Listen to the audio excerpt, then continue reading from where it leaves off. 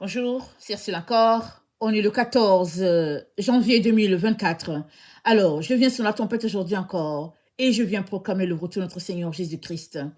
Amen et alléluia, sont tous bénis, sont remplis de sa joie. Amen. Alors, je viens commencer par un rêve que le Seigneur m'a donné, n'est-ce pas, à la fin complètement de 2023. Amen. Et cela a trait avec 2024. Amen. Alors, voici mon rêve. Et je dormais. Et là, je vois 4 personnes, amen, qui étaient en train de se saluer. C'est comme s'ils venaient de conclure quelque chose. Ils étaient en train de saluer, de se saluer. Et puis, ils riaient, ils ont fait un commentaire. Et puis, ils s'apprêtaient à manger. Amen. Et ils s'apprêtaient à manger. Et ils étaient satisfaits de leur accord. Et surtout, ils se disaient, on ne voit pas comment ça ne va pas marcher. Et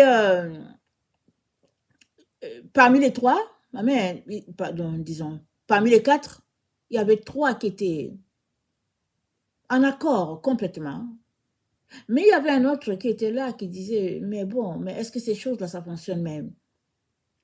Et les autres le disaient à cette 4e personne, nous voulons juste ton accord, c'est tout. Ce que tu penses, ça ne nous intéresse pas, nous voulons juste ton accord. Il dit, ok, je vous l'accorde si vous pensez que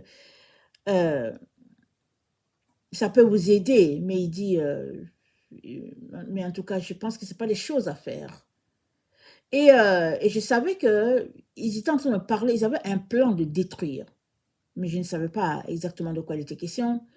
Alors, je sors de mon rêve. Et puis quand je sors de mon rêve, j'ai tout simplement l'impression que je connais cette situation, mais je n'arrive pas à savoir où est-ce que je la connais et puis comment je la connais. Amen. Et le Seigneur m'envoie dans Zacharie 1. Amen. Directement, le Seigneur m'envoie dans Zacharie 1. Et voilà ce qui est dit. Dans Zacharie 1, le verset 18. Alors, Zacharie, complètement après Ézéchiel, Ézéchiel après Daniel. Alors, Zacharie 1, le verset 18. Je levai les yeux et je regardai, et voici, il y avait 4 cornes. Et je dis à l'ange qui parlait avec moi, qu'est-ce que ces cornes? Il me dit, ce sont les cornes qui ont dispersé Juda, Israël et Jérusalem. L'Éternel me fit voir 4 forgerons. Et je dis, que viennent-ils faire? Et il dit, ce sont les cornes qui ont dispersé Juda, tellement que nul ne lève la tête. Et ces forgerons sont venus pour les effrayer et pour abattre les cornes des nations qui ont levé la corne contre le pays de Juda, afin d'en disperser les habitants. Amen. Il m'a montré, ces forgerons sont venus pour les effrayer, pour abattre les cornes des nations. Amen. Qui ont levé la corne contre le pays de Juda. Alors, ces 4 forgerons, disons, c'est des personnes, n'est-ce pas? Et ils sont venus pour effrayer. Effrayer. Et voilà le mot sur lequel le Seigneur insistait. Parce que je regardais, et puis il parlait de destruction, mais le Seigneur parlait plutôt, il faisait ressortir l'aspect effrayant, la peur. Alors, ces 4 personnes qui se sont accordées, amen, pour commencer quelque chose, une œuvre de destruction, amen, étaient tout simplement en train de s'accorder pour s'aimer la peur dans le cœur des enfants de Dieu. Et qui est Juda, qui est Israël, qui est Jérusalem, tout ça ce sont les enfants de Dieu, tous ceux-là qui ont décidé de marcher dans ses voies pour lui obéir. Voilà, ils représentent Juda, Israël, Jérusalem. Et les 4 personnes se sont entendues pour bloquer l'œuvre de Dieu. Et ils ne sont pas allés d'une manière compliquée ou quoi. Ils sont allés, ils ont juste mangé. Entre eux, ils ont confessé des paroles, ils se sont serrés la main, ils ont fait un pacte et ils allaient attendre juste que la chose se réalise. Ce qu'ils ont souhaité, c'était maintenant le temps pour eux d'attendre. Amen. Et donc, le Seigneur me montre cela, mais aussi l'Esprit de Dieu me conduit, n'est-ce pas, dans Apocalypse 7. Et c'est dit, je vis un autre ange, attendez. Après cela, je vis 4 anges debout aux 4 coins de la terre. Ils retenaient les 4 vents de la terre, afin qu'il ne soufflât point de vent sur la terre, ni sur la mer, ni sur aucun arbre. Et je vis un autre ange qui montait du côté du soleil levant, qui tenait le sceau de Dieu vivant. Il cria d'une voix forte aux 4 anges à qui il avait été donné de faire du mal à la terre, à la mer. Il dit, ne faites point de mal à la terre, ni à la mer, ni aux arbres, jusqu'à ce que nous ayons marqué le sceau, le front des enfants de Dieu, jusqu'à ce que nous ayons marqué du sceau le front des serviteurs de notre Dieu. Amen, je vais m'arrêter là. Alors, je faisais les liens, n'est-ce pas? Parce que le Seigneur était en train de me montrer quelque chose. Il me montrait la peur qui était sémée. Amen. Il me montrait la peur qui était sémée alors que Dieu a dit à ses enfants, ne crains point. Amen. Je te rachète. Tu es à moi, je t'appelle par ton nom, ne crains point. Tu es à moi, je te rachète. Mais le but de ces 4 personnes, c'est de s'aimer la peur. Et le Seigneur de dire, c'est comme ça que l'ennemi fonctionne. Dans la plupart des cas, pour garder mes enfants esclaves. Parce que beaucoup d'enfants de Dieu prêtent attention à ces messages d'intimidation et ça les garde incapables d'agir. Rappelons-nous le combat qui opposait les Philistins à Israël. Goliath était un géant. Il n'y a pas de comparaison à faire. Et Israël était tenu dans la peur dans cette vallée-là, incapable de bouger. Ils entendaient les injures de Goliath, ses menaces. Et plus ils entendaient ce que Goliath leur disait, plus ils croupissaient sous le poids de la peur. Il a fallu que David vienne, et ça encore c'est la délivrance de l'Éternel, parce que c'est le papa de David qui a dit, va voir un peu comment vont tes frères, on va leur un peu à manger, du fromage et des choses comme ça. Et David est arrivé et il est tombé sur la situation. Il a vu ce qui se passait. Et puis il s'est dit, mais qu'est-ce qui se passe? Quel est cet incirconcis qui ose insulter le Dieu d'Israël? Voilà, à partir de là, il a commencé à briser la force de ce géant-là sur Israël, juste en disant, mais qui est cet incirconcis qui ose insulter l'Éternel des armées? Souvent, ça ne prend pas grand-chose pour briser le poids de l'ennemi sur ta vie. Et ce que le Seigneur est en train de me montrer dans cette fin d'année 2023, c'était le fait que les enfants de Dieu étaient maintenus dans une certaine peur. Parce que c'était un peu comme l'esprit du moment. Amen. Maintenir les enfants de Dieu dans une peur et les contrôler. Et ça, c'est une tactique de l'ennemi. Il suffit de le réaliser. Amen.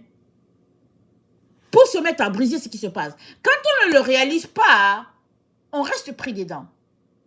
Et le Seigneur voulait me montrer quelque chose. Amen. Il voulait me montrer quelque chose. Il voulait me montrer la peur qui était là de manière... c'est comme en sourdine, n'est-ce pas? Dans la vie des enfants de Dieu. Amen. La peur qu'il y ait quelque chose qui pourrait venir. quelque chose de catastrophique qui pourrait arriver. Et les enfants de Dieu se préparaient, et puis bon, voilà, mais c'était toujours avec la pensée, mais qu'est-ce qui va arriver, qu'est-ce qui va arriver? Et le Seigneur me montrait que la peur était très, c'était énorme, c'est-à-dire la peur était quelque chose de grandiose développé, une peur développée de manière consciente par les différentes autorités ou bien les esprits en place par rapport à ce qui se passait en réalité. Et ce qui se passait en réalité, c'est qu'il y avait 4 personnes qui étaient là, qui avaient mangé, qui avaient confessé des choses, c'est-à-dire des pratiques de sorcellerie, et qui souhaitaient qu'il y ait un effondrement, une catastrophe. Ils le souhaitaient. Et il revenait aux enfants de Dieu de prier pour aller à l'encontre de cela. Et il me montrait ça pour que je puisse réaliser la dimension spirituelle du combat dans lequel l'humanité est depuis toujours. Et la peur, c'est un fruit du camp adverse. Amen. La peur est un fruit du camp adverse, alors que dans le camp de Dieu, c'est la confiance, la paix, la quiétude. Alors, j'ai regardé les 4 personnes qui correspondent aux 4 forgerons et je comprenais que le Seigneur me disait, prie. Comme Jésus-Christ a dit aux apôtres, priez afin de ne point tomber dans la tentation. Il a prié avec lui 3 personnes. Ils sont partis. Et il a dit, vous n'avez pu veiller 1 heure. Mais il voulait prier, il voulait que les gens prient. Que ses amis prient avec lui. Et c'est ce qui se passe. Et ce qui se passe, c'est que chacun essaye de marquer son territoire par quelque chose qui le caractérise. Alors l'ennemi marque son territoire par la peur. Et si tu cèdes dans la peur, alors c'est fini. Tu te retrouveras dans le camp adverse. Alors que Dieu a prévu pour toi quelque chose de bien et que tu as besoin de t'armer de courage, d'organisation, de détermination pour aller faire tomber les forteresses devant toi, l'ennemi plante la peur et finalement, tu es là,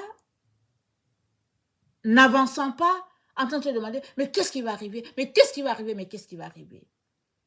Le Seigneur me montrait, c'était 4 personnes qui correspondaient au forgeron et c'est la tactique souvent utilisée pour disperser Juda, Israël, Jérusalem, pour disperser les enfants de Dieu.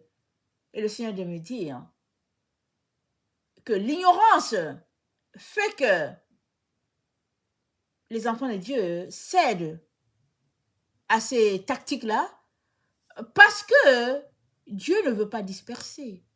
Dieu veut assembler Israël, Juda, Jérusalem. Dieu est en train de les assembler. C'est le temps où Dieu les assemble. Il fut un temps où Dieu les avait dispersés. Et il a dit, j'enlève la coupe des malédictions là qui est entre tes mains. Tu ne vas plus la boire. Les nations vont la boire maintenant. Ce n'est plus toi qui vas la boire. Dieu l'a dit à Juda, à Israël. Tu ne vas plus boire la coupe à Juda. Il a dit, c'est les autres qui vont la boire. Mais si tu ne sais pas que c'est le temps de Dieu de rassembler ses enfants, tu vas céder à la peur, à la psychose qui est là. Et finalement, au lieu de te dépouiller, tu vas tout simplement croupir sous le poids de leurs mensonges et de leurs ténèbres. Des tactiques d'intimidation pour empêcher l'enfant de Dieu d'avancer avec le plan de Dieu. Alors, dans le cas des 4 forgerons, amen, tel que décrit dans Zacharie 1, c'est une tactique de peur. Amen. C'est une tactique de peur. Comme Goliath était en train d'apeurer Israël par la peur, par les injures, par le mépris, par le dénigrement, en envoyant un géant qui était là, et le géant proférait des mensonges, des paroles terribles, pour abattre l'esprit d'Israël. Et puis Israël était à son bas niveau, n'est-ce pas, au niveau de sa confiance en elle. Il a fallu que David vienne pour leur redonner espoir et que David leur dise, mais qu'est-ce qui se passe ici? Qu'est-ce qui se passe? Mais personne ne voulait croire à David. Et le roi a dit, amenez-le. Et David a raconté comment il a tué un ours, comment il a tué un lion. Là, le roi Saül a eu de l'espoir. Il a dit, tiens, je vais lui faire confiance. Viens petit, on va te porter l'accoutrement. Mais vous savez, le roi Saül, il était grand de taille. David était petit de taille. Contraste. David ne pouvait pas avancer, il ne pouvait rien. David a tout simplement laissé tout tomber pour fonctionner avec les moyens de bord. Et ces moyens de bord, c'était juste sa fronde qu'il avait. Et il était habitué à courir. Donc, pendant que Goliath faisait des reproches et puis incitait Israël, David est juste allé en direction de Goliath en courant, comme il sait le faire avec ses brebis, et puis la fronde en main, et puis en train de regarder la proie, l'ennemi. Et le reste, c'était une affaire de Dieu. David était volontaire de prendre position devant ce géant pour lui dire, mon Dieu est plus puissant que ce que tu fais. Il est venu et il s'est tenu contre les voix d'Israël. Il n'a pas embarqué dans ce qu'Israël faisait. Israël croupissait sous la peur. David a dit, mais qu'est-ce qui se passe? Il dit, mais laissez cet incirconcis insulter mon Dieu. Il a dit, mais non, mais non. Et en me donnant le rêve sur les quatre personnes, le Seigneur voulait me donner un regard différent. Amen. De ce qui se passe en réalité. N'y a-t-il pas des troubles? Oui, il y en a. N'y a-t-il pas des difficultés? Oui, il y en a plein. L'ennemi ne fait que s'aimer, n'est-ce pas? Des points par-ci, des points par-là, afin de lier l'enfant de Dieu. Ici, on a le cas de la peur, et souvent, c'est un cas, il y a différentes tactiques, n'est-ce pas? On va essayer de les voir tantôt. Mais le Seigneur ne voulait pas que je me concentre sur ça. Il voulait plutôt que je fasse l'opposé. C'est-à-dire, il m'a montré 4 personnes qui se sont accordées, c'est-à-dire qui ont prié et qui se sont accordées pour dire, ok, bonne chance, bonne chance, bonne chance.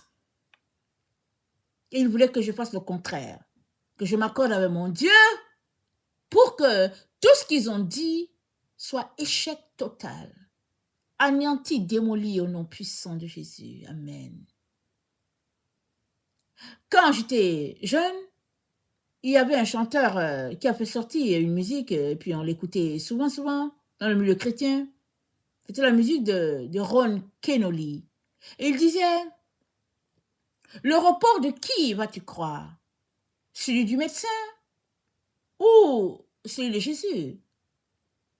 Parce que le médecin a beau envoyer le report pour dire, maladie, ceci, cela, Jésus-Christ dit que tu es guéri, tu es en santé, tu es vraiment rempli de force, d'énergie, et que tu es lumière, tu es espoir. Voilà ce que la parole de Dieu dit de toi. Alors, vas-tu t'accorder avec ce que les gens disent, le médecin t'a dit, que le médecin a regardé et puis il dit, voilà, tu as telle maladie, vas-tu t'accorder avec lui ou bien vas-tu t'accorder avec Dieu qui dit, guérison, restauration, au nom puissant de Jésus-Christ et lumière. Amen. Et nous sommes encouragés à nous accorder avec ce que Dieu dit, malgré que nos yeux ne voient pas. Parce que la foi, c'est une ferme assurance des choses qu'on espère, une démonstration de celle-là qu'on ne voit pas. Une fois que tu vois, plus besoin de foi. La foi, c'est le domaine de l'invisible. On ne voit pas et puis on doit marcher par la foi. Et justement, cette foi doit être bâtie. Plusieurs se retrouveront pris au piège parce qu'ils ont cru au mensonge de l'ennemi. Et Dieu ne veut pas cela. Voilà pourquoi il nous encourage à examiner nos vies, les choses que nous écoutons, les choses en quoi nous croyons, et de briser le pouvoir de malédiction sur nos vies. Amen. C'est ça qu'il aimerait qu'on fasse. Alors, ici, dans Zacharie, c'est la peur qui est mentionnée, mais ailleurs, il y a autre chose qui est mentionnée. On va regarder, attendez. On va aller dans Deutéronome 18. Dans Deutéronome 18, c'est autre chose qui est mentionnée. Deutéronome. Dans Deutéronome 18, excusez le bruit des feuilles, il est mentionné, le verset 10, qu'on ne trouve chez toi personne qui fasse passer son fils ou sa fille par le feu, personne qui exerce le métier de devin, d'astrologue, d'augure, de magicien, d'enchanteur, personne qui consulte ce qui évoque les esprits, ou dise la bonne aventure, personne qui interroge les morts, car quiconque fait ces choses est une abomination à l'Éternel, et c'est à cause de ces abominations que l'Éternel, ton Dieu, va chasser les nations devant toi. Tu seras entièrement à l'Éternel, ton Dieu. Parce que ces gens prévoient l'avenir. Exemple, si on prend le cas d'un devin, il va te prévoir l'avenir alors que Dieu est maître de l'avenir, des circonstances. C'est Dieu qui contrôle l'avenir, ce n'est pas ce devin-là. Le devin a beau dire les pronostics et dire ceci, cela, c'est Dieu seul qui décide. Ils ont beau te dire que oui, il y aura plein de neige aujourd'hui, 40 cm, mais Dieu peut décider qu'il n'y aura rien. Et les gens vont dire, mais qu'est-ce qui s'est passé? Est-ce que c'est parce que les météorologues ont des problèmes? Mais non, ils n'ont aucun problème. C'est tout simplement que c'est Dieu qui contrôle son univers. Ne lui enlevons pas le pouvoir, son pouvoir. Ne lui enlevons pas le contrôle de ce monde. Alors, les êtres mal intentionnés ont décidé de faire basculer ce monde dans ce que eux ils aimeraient. C'est comme ça qu'il faut voir les choses. Ils ont décidé de faire basculer le monde dans ce que eux ils aimeraient. Mais toi qui es enfant de Dieu, tu dois prier le contraire.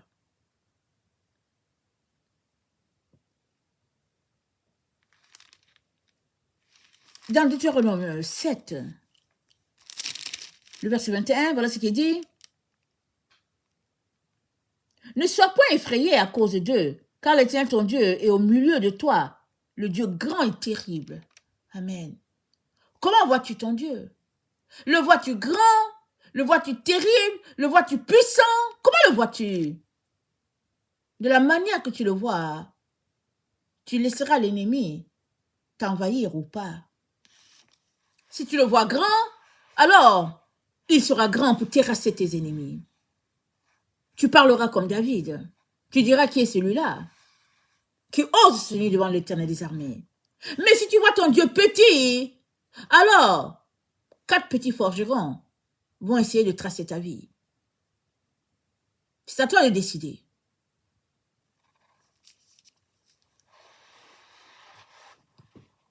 Excusez. Je regarde mes notes. Galates 5, le verset 16. Galates 5, le verset 16.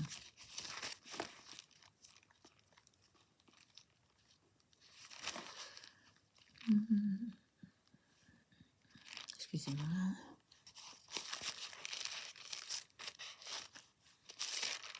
Galates 5, le verset 16. Voilà ce qui est dit. Je dis donc, marchez selon l'esprit et vous n'accomplirez pas les désirs de la chair. Car la chair a des désirs contraires à ceux de l'esprit et l'esprit en a de contraires à ceux de la chair car ils sont opposés entre eux afin que vous ne fassiez point ce que vous voudriez. Si vous êtes conduit par l'esprit, vous n'êtes point sous la loi. car les œuvres de la chair sont manifestes, ce sont l'impudicité, l'impureté, la dissolution, l'idolâtrie, la magie, les inimitiés, les querelles, les jalousies, les inimitiés, disputes, divisions, sectes, envies, ivrogneries, acceptables, choses semblables. Je vous le dis d'avance, comme je l'ai déjà dit, que ceux qui commettent des choses pareilles n'hériteront pas le royaume de Dieu. Alors, le Seigneur nous a présenté une situation où 4 forgerons sont venus effrayer Israël. Mais ici, Paul cite plusieurs autres tactiques que l'ennemi utilise, l'idolâtrie, la magie, les inimitiés, les querelles, les jalousies, les inimitiés. Amen. Pour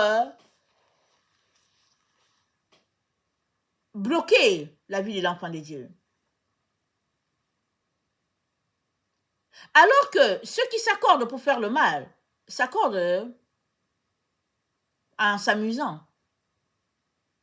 Il m'a montré 4 personnes qui se sont accordées, mais ils ont mangé au fait. Ils ont mangé, ils ont bu, ils se sont salués, ils ont ri. Pour eux, il n'y a rien là. Il n'y a rien là parce que c'est ce qu'ils font, c'est leur vie. Mais si l'enfant de Dieu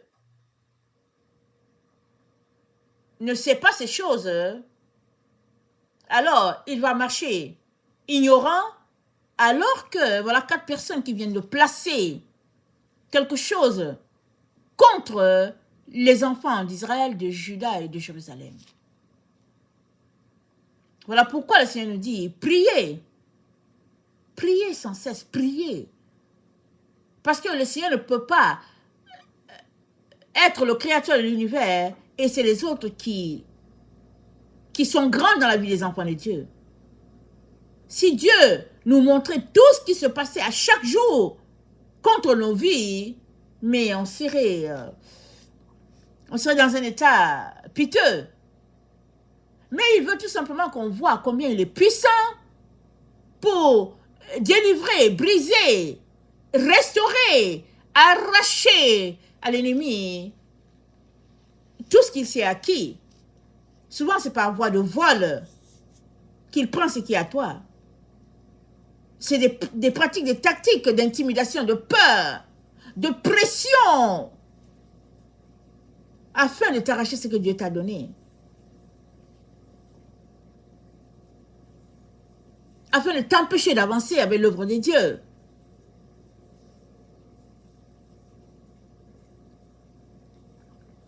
Mais Dieu t'a délivré. Et quand il te regarde comme la perle, la fleur qu'il a pour accomplir comme réponse à telle situation. Parce que tu es une réponse à une situation. Tu es une réponse pour plusieurs. Maintenant, c'est quand tu marches devant Dieu que Dieu va te dire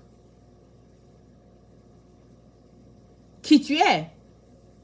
Voilà pourquoi plusieurs demeurent dans les ténèbres. Jésus-Christ dit quoi? Ils ne veulent pas venir à la lumière parce que leurs œuvres sont mauvaises. Donc, ils ne veulent pas venir. Ils veulent rester dans les ténèbres pratiquant les mauvaises œuvres.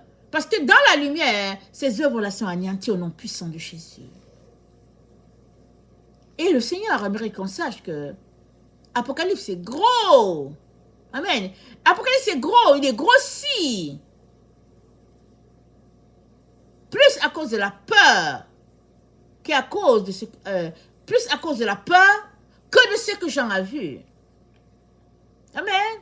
Que de ce que Jean a vu.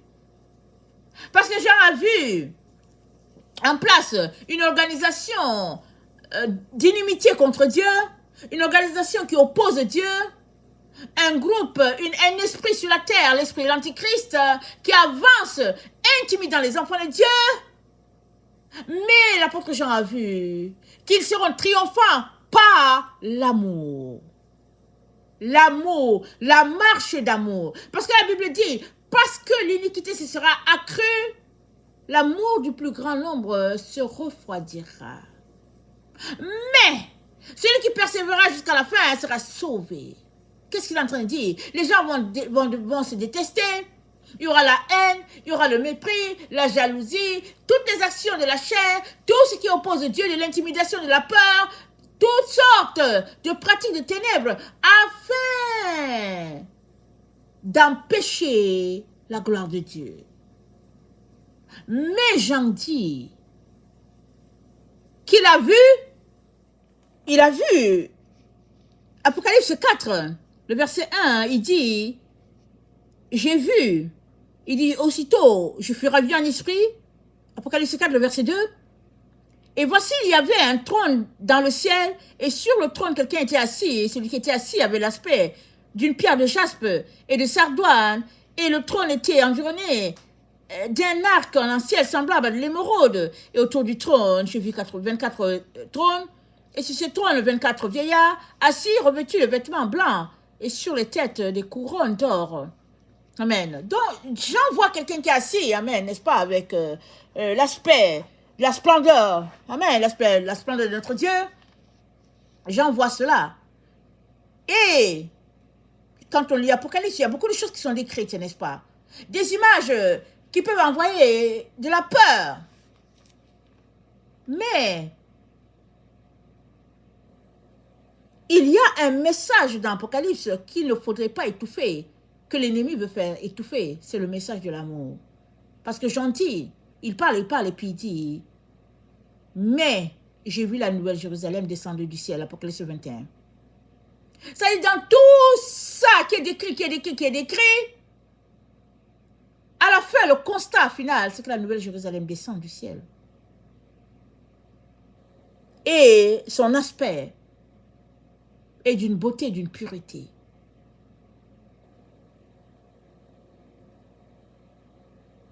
Et nous devons nous concentrer pour habiter la nouvelle Jérusalem. Et pour cela, nous avons besoin d'exercer notre attention. Nous avons besoin de rester concentrés sur le Seigneur. Pas sur les scènes difficiles, les scènes d'horreur. Pas sur l'intimidation. Il y a des gens qui, avant de rencontrer les autres, ont déjà imaginé dans leur tête comment ils vont les intimider. On doit tout simplement marcher confessant la grandeur de notre Dieu, confessant sa puissance pour délivrer, parce que tel que Dieu est dans ton cœur, telle sera ta vie. Amen, sur cette terre. Si tu as en toi un Dieu grand, alors tu sais que ce grand Dieu va te défendre dans tout. Et que tu auras la victoire parce que celui qui est en toi est plus fort. Si celui-ci, ton Dieu, est tout simplement médiocre, alors tu auras peur du petit forgeron qui est là, qui vient pour effrayer. Comment vois-tu le Dieu qui t'a sauvé? Comment le vois-tu? Puissant pour guérir, pour délivrer, pour restaurer. Alors, tel il sera.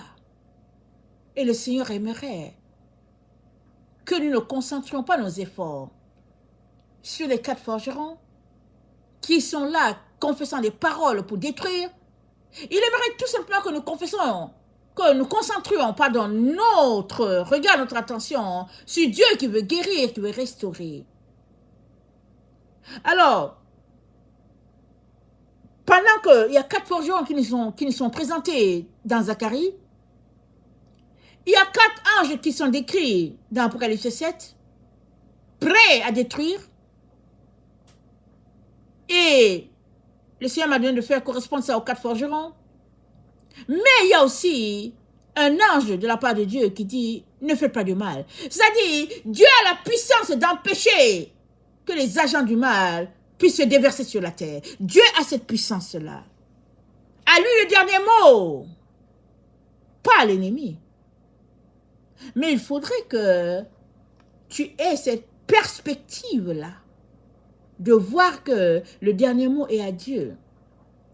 Et c'est pas pour vous décevoir ou quoi, mais dans l'Apocalypse, il y a des parties qui sont là-bas, qui, on ne sait pas d'où ils viennent. Il y a des parties que tu lis, et puis tu te dis, en tout cas, des parties assez spéciales qui sont décrites. Et nous savons combien l'ennemi a infiltré l'Église de Jésus-Christ, toujours dans le but de leur arracher ce que Dieu leur a donné. Et, nous le savons, la Bible nous dit, Jésus-Christ est mort et il a purifié son Église. Il l'a sanctifiée. Il l'a rendue pure, irrépréhensible. Amen. Irrépréhensible. Et ça veut dire quoi? Ça veut dire que une fois qu'il a fini l'œuvre, il a regardé, c'était pur, blanc comme neige, sans tache. Et c'est répertorié dans le monde spirituel. C'est établi que c'est ça que Jésus-Christ a fait. Maintenant, il te revient, toi, de marcher dans ce qu'il a acquis pour toi. Parce qu'il t'a purifié. C'est dit quoi? Il a rendu l'Église sans tache ni ride, ni rien de semblable. Il a fait d'elle quelque chose de glorieux. Et tu ne peux pas venir dire Jésus ne l'a pas fait. Il l'a fait. C'est écrit. Dans le monde spirituel, c'est écrit partout. Dans l'air, partout, c'est écrit que Jésus-Christ a acquis la victoire pour son épouse, qui est appelée à lui ressembler sur la terre et à refléter cette gloire sur la terre. Mais si l'Église de Jésus-Christ est faible, ce ne sera pas dit que c'est Jésus-Christ qui l'a rendu faible. Ce sera que les membres de l'Église marchent dans la faiblesse. Un peu comme quand Israël était assis dans cette vallée. Ils étaient apeurés par tout ce que Goliath disait. Il a fallu que David vienne pour dire, mais attendez, il est qui celui-là? Qui est-il pour parler ainsi? Et souvent, on a besoin, n'est-ce pas, d'apprendre à parler. Et moi-même, je suis en train, n'est-ce pas, à cette école-là, il faut qu'on apprenne à parler parce que souvent, on est tellement convaincu d'une chose alors que c'est Dieu qui a le dernier mot. Alors, on doit apprendre, n'est-ce pas? Mais surtout, on doit apprendre à avoir confiance à Dieu à 100%. Et c'est là que les choses se jouent. Amen. C'est là que les choses se jouent. Entre celui-là qui bâtit sa maison sur le roc et celui-là qui l'a bâti sur le sable, c'est là que les choses se jouent. Celui-là qui bâtit sur le sable, pourquoi choisit-il de bâtir sur le sable? Est-ce que c'est parce qu'il veut vite finir? Est-ce que c'est parce qu'il est concentré juste sur les choses du moment, les choses temporelles, les choses du plaisir? Mais qu'est-ce qui fait qu'il ne fait que bâtir sur du sable alors que le sable, ça va s'écrouler?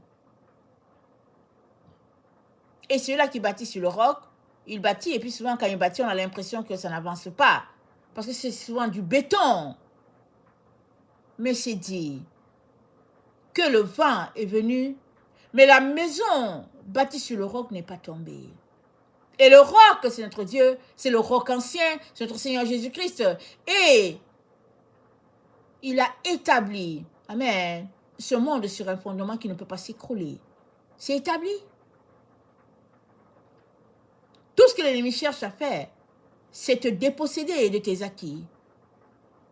Te faire croire que ce n'est pas assez, te faire croire que tu ne l'as pas, te faire croire, ça te met dans toutes les situations pour s'aimer en toi un esprit d'abattement.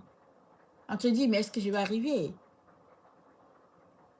Mais Dieu aimerait que tu saches ceci, qu'il a payé pour que la rédemption soit aussi pour toi. Mais tu as besoin de sortir des voies des plaisirs, des voies de l'intimidation, des voies de la terreur. Tu as besoin de sortir de là et de t'unir parfaitement à ton Seigneur. C'est parce que David avait une relation avec Dieu que quand il est venu, qu'il est tombé sur la situation, qu'il ne s'est pas associé avec Israël. Dans leur peur, ils étaient déjà vraiment, ça faisait des jours qu'ils recevaient les injures de Goliath. Ça faisait des jours qu'ils étaient bombardés par des paroles qui les rabaissaient, qui les humiliaient. Des paroles qui leur montraient que leur Dieu n'était pas puissant. Et pourtant, Israël avait déjà eu des victoires. Israël avait eu des victoires. Et Dieu avait dit à Israël, quand vous allez traverser le désert et que vous allez entrer dans la terre promise, sur la terre promise, il a dit, dévouez tout, pas interdit, chassez tous ces gens-là, ne les laissez pas en vie. Parce qu'ils vont se tourner pour venir vous anéantir. Et Israël était informé qu'il y avait des géants sur le territoire. Mais quand Israël a possédé Canaan, Israël a fait la guerre pendant un certain temps et après Israël était lassé et puis Israël a laissé faire. Et puis finalement, Israël s'est retrouvé à craindre les géants parce que Goliath en était un. Goliath en était un. Et la raison pour laquelle Israël a fait 40 ans dans le désert, c'est parce que les 10 espions, amen, ont crié la peur. Ils ont sémé la peur dans le peuple, et puis le peuple s'est révolté, le peuple a pleuré, s'est lamenté, et puis Dieu a dit, il n'y a que Caleb et Josué qui vont entrer, parce que Caleb et Josué, ça faisait la 11e, la 12e personne. Parce que Caleb et Josué sont venus, ils ont dit, oui, il y a des géants sur le territoire, mais nous allons les anéantir, nous allons les démolir, au nom puissant de Jésus, amen. Il dit, on va venir à bout. C'est ça que Goliath et puis...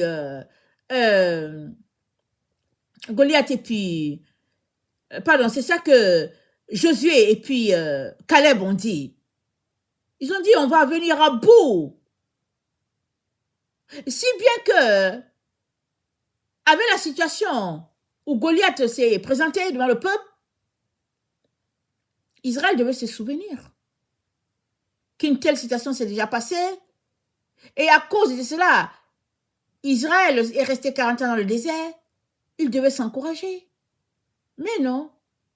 Ils avaient été pris par la peur. Parce que Goliath fonctionnait par une tactique d'intimidation, par des paroles qui sortaient de manière à rabaisser Israël, de lui montrer que son Dieu était tout petit. Mais il a fallu un petit enfant pour montrer à Israël que son Dieu à lui est grand. Et il a fallu un petit enfant pour montrer aux Philistins qu'on ne s'amuse pas avec le Dieu créateur. Et les Philistins, qui jusqu'alors écrasaient Israël, ont détalé. Ils ont été saisis de terreur quand l'homme sur lequel ils comptaient était là par terre, gisant par terre. Fini. Il avait osé, cet homme-là, Goliath, il avait osé défier l'Éternel des armées célestes. Lui, qui n'est qu'un humain. Et aujourd'hui encore, alors que nous sommes dans ce début d'année, il est important que tu commences l'année sur une bonne base. Et cette base, c'est une base de confiance en l'Éternel. Car si tu te concentres sur tout ce qui est prévu, qui devrait arriver, par-ci, par-là, les médias, et puis un peu partout, si tu te concentres sur ça, tu ne feras pas grand-chose. Et même, tu agiras dans un sens que tu ne devrais pas agir. Par exemple, tu te mettrais à acheter certaines choses et puis tout ça, alors que tu ne devrais pas.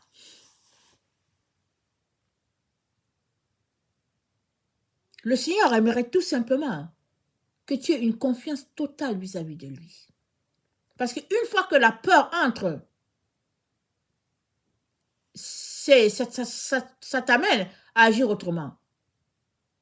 Et une fois que tu croupis sous le pouvoir de ces choses mystiques-là, c'est pas bon. Tu as besoin de maintenir une relation de proximité avec le Seigneur.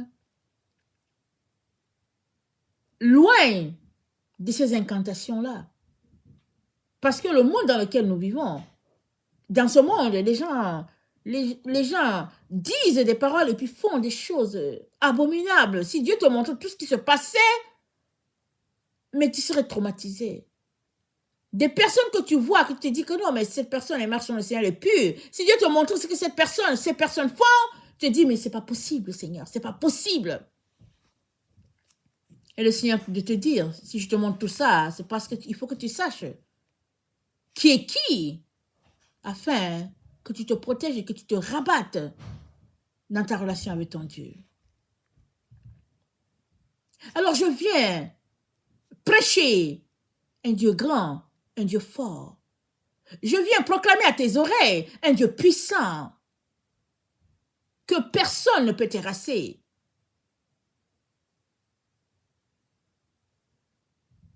C'est ce Dieu-là que tu dois bâtir en toi, que tu dois bâtir dans tes enfants. C'est ce Dieu-là. Aujourd'hui, les gens passent le temps à regarder des films et puis les films sont présentés de telle sorte que le héros est toujours puissant et il y a tellement de ces choses qui sont faites dans les films. Moi, excusez-moi, je ne vois pas les films. Je le dis parce que souvent je suis là et puis j'entends des bruits et puis, oh, je dis à mes enfants, mais c'est quoi ça? C'est qui se passe? Oh non, mais c'est juste un acteur, un super héros et c'est ça. Non, il faudrait sortir de toutes ces choses-là qui ne sont que de la fiction. C'est pas la réalité. Parce que toutes ces choses-là te donnent de cultiver une imagination qui n'a rien à voir avec ce que Dieu veut te montrer. Alors que la chose, elle est toute simple. L'imagination d'une personne mise sous forme de film va te faire t'associer avec lui. Et tu as dit, oui, voilà, l'apocalypse va arriver comme ça, voilà ce qui va se passer, et puis, etc., etc. Alors que Dieu veut tout simplement que tu saches que tu es au-dessus de toutes ces choses-là. Pourquoi? Parce que celui qui est en toi, il est plus fort que celui-là qui est dehors, qui cherche à t'intimider. Et parce qu'il est en toi et qu'il a été vainqueur, toi aussi tu seras vainqueur. C'est ça que le Seigneur aimerait que tu saisisses.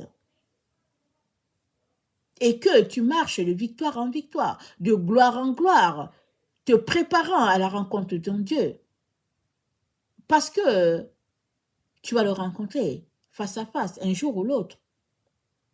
Où seras-tu trouvé? Dans son camp ou bien au camp qui oppose ton Dieu? Où seras-tu trouvé?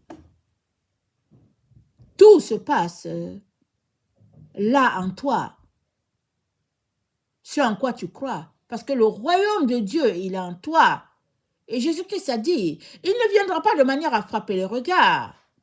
On ne dira pas, il est dehors, il est ici. Il dit, le royaume de Dieu, il est en toi, il est en tos, il est à l'intérieur de toi. La manière dont tu vois Dieu et que tu te vois, c'est comme ça que tu bâtis. En te débarrassant des choses futiles et en mettant à l'intérieur de toi tout ce qui est lumière afin que tu sois cette lumière parce que tu es le temple de Dieu. Il est donc important de partir sur une bonne base, une base de confiance totale à 100% à ton Dieu. Laissant de côté les intimidations, les peurs et remettant ta confiance à Dieu à 100%. Que le Seigneur bénisse sa parole. Maranatha, Jésus revient. Amen et alléluia, sont tous bénis. Amen.